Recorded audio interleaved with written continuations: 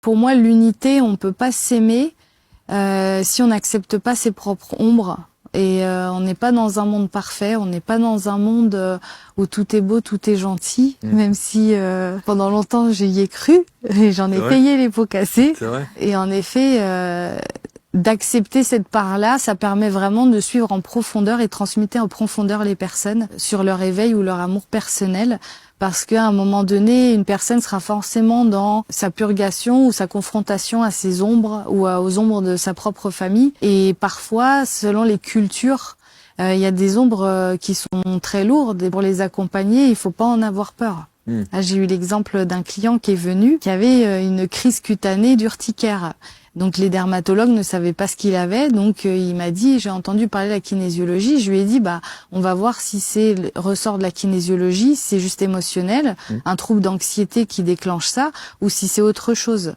Et donc je fais des tests musculaires, et là ce qui ressort, c'est sa grand-mère. Et le mot qui ressort, alors je me souviens plus, mais c'était séparation. Voilà, séparation.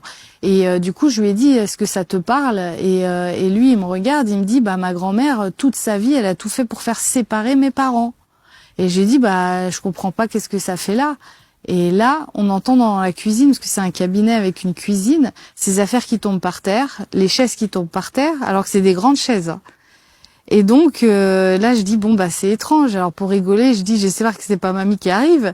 Et donc je rigole et là ce qui se passe c'est qu'il est sur ma table allongé et que tous ses poils de son corps s'hérissent. Et il avait la chair de poule. Donc j'ai compris quand il y a des états comme ça que c'est pas hypnagogique. Là c'est vraiment qu'il ressent qu'il y a quelqu'un à côté de lui. Et il me dit, c'est quelqu'un apparemment qui était en Martinique et qui faisait beaucoup de sorcellerie. Et il me dit, j'espère pas que même là-haut elle continue à m'envoyer le mauvais œil. Donc on rigolait, mais c'était pas drôle.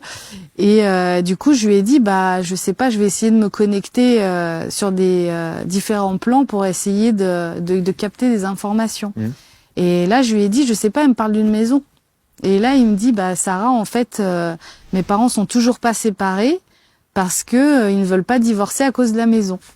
Et donc c'est comme si même après la mort, elle continuait toujours à chercher à les faire se séparer.